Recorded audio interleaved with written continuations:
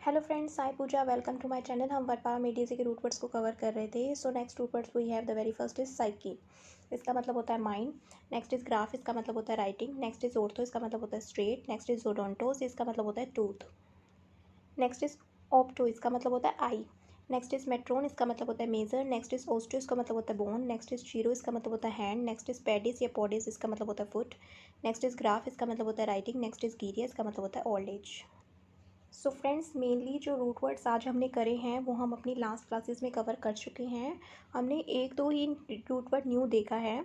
अब हम देखते हैं कि हम इनका यूज़ कैसे करेंगे। हमारा पहला वर्ड है साइकोलॉजिस्ट। साइको वर्ड हमारा माइंड से रिलेटेड है और लॉजिस्ट मतलब एक्सपर्ट होना।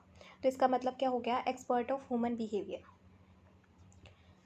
Next is psycho analyst. Psycho मतलब माइंड और एनालिस्ट मतलब एनालाइज करना। तो जो एनालाइज कर सके हमारी जो माइंड में डिस्टर्बेंस होती है या कोई डिसऑर्डर्स होती है उसमें एक्सपर्ट हो और उसे ट्रीट कर सके, उसको हम साइको एनालिस्ट बोलते हैं।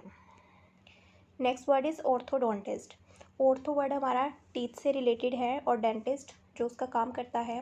तो इसका मीनिंग क्या हो गया? Specialist in straightening of teeth.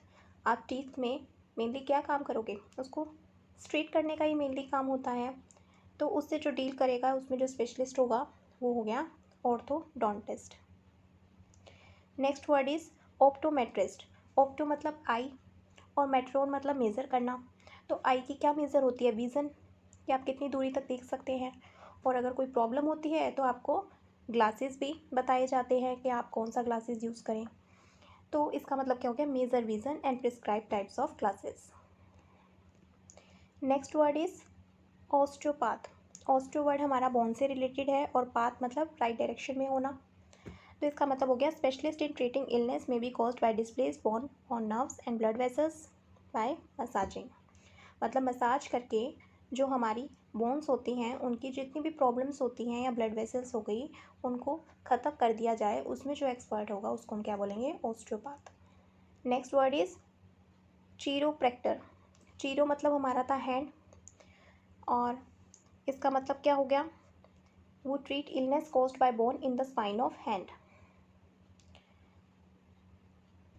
मतलब बोन्स की वजह से कोई प्रॉब्लम आ जाती है हमारी, जो हैंड्स की जो नर्व्स होती हैं, हमारी स्पाइन जो होती हैं उनमें जो डील करेगा और उसमें जो एक्सपर्ट हो गया वो चीरोप्रैक्टर वर्ड से रिलेटेड है।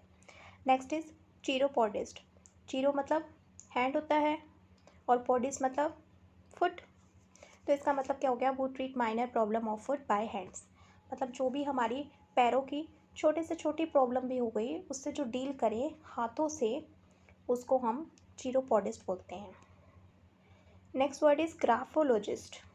ग्राफ मतलब हमने राइटिंग पढ़ा था और लॉजिस्ट मतलब एक्सपर्ट होना होता है।